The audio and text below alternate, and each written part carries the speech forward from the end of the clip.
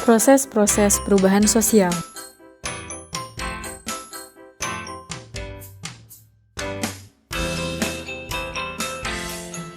Satu, penyesuaian masyarakat terhadap perubahan.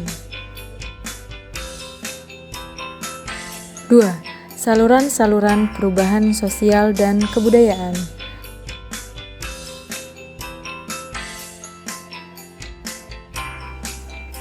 3. Disorganisasi atau disintegrasi dan reorganisasi atau reintegrasi.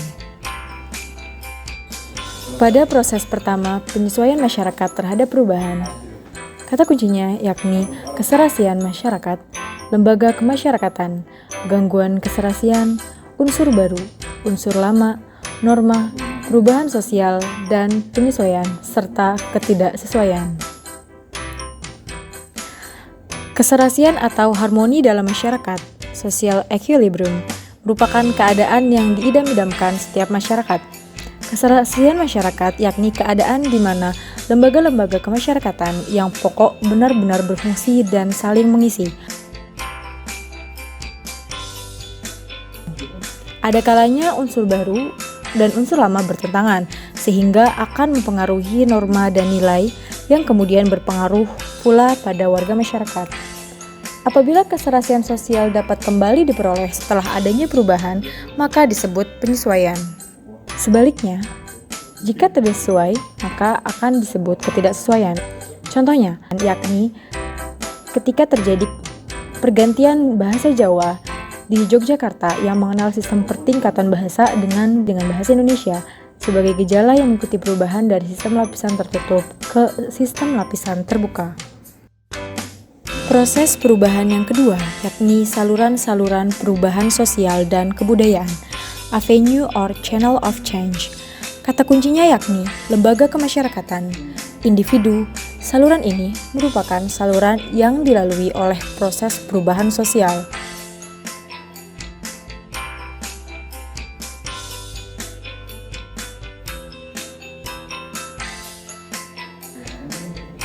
Lembaga kemasyarakatan meliputi bidang pemerintahan, ekonomi, pendidikan, agama, rekreasi, dan lain-lain. Lembaga kemasyarakatan merupakan suatu sistem yang terintegrasi.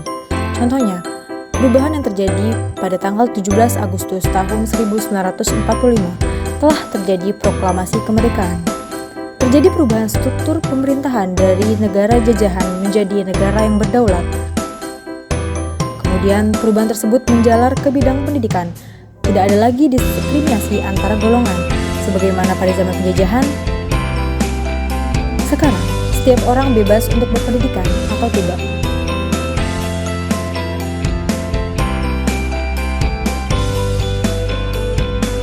Dan boleh memilih pendidikan apa yang dia sukai, sehingga perubahan tersebut berpengaruh terhadap pola perilaku masyarakat.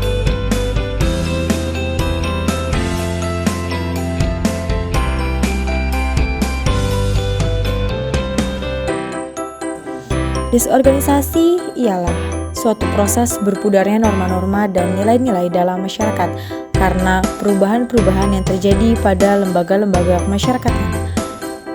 Contoh dari disorganisasi bukanlah merupakan pertentangan yang meruncing seperti peperangan, namun semisal kemacetan lalu lintas. Reorganisasi dan reintegrasi adalah suatu proses pembentukan norma-norma dan nilai-nilai baru agar serasi dengan lembaga-lembaga kemasyarakatan yang telah mengalami perubahan.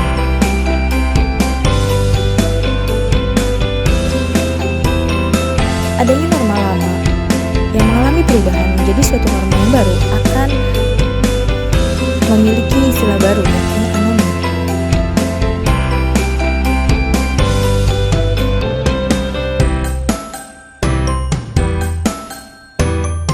Anomi yakni suatu keadaan di mana tidak ada pegangan terhadap apa yang baik dan apa yang buruk, sehingga anggota masyarakat tidak mampu mengukur tindakan-tindakannya.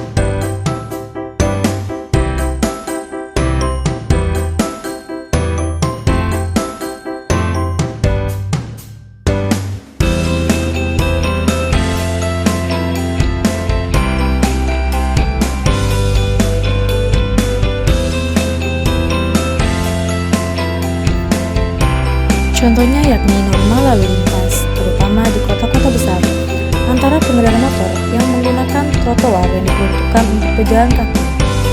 Pada umumnya terlihat kecenderungan untuk melanggar peraturan-peraturan tersebut, padahal peraturan bertujuan untuk menjaga keselamatan masyarakat, termasuk para pengemudi dan orang yang berjalan kaki.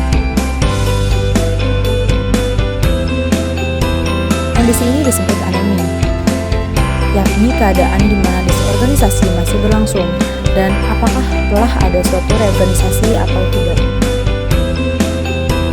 Sehingga itulah 3 poin penting dalam proses-proses perubahan sosial.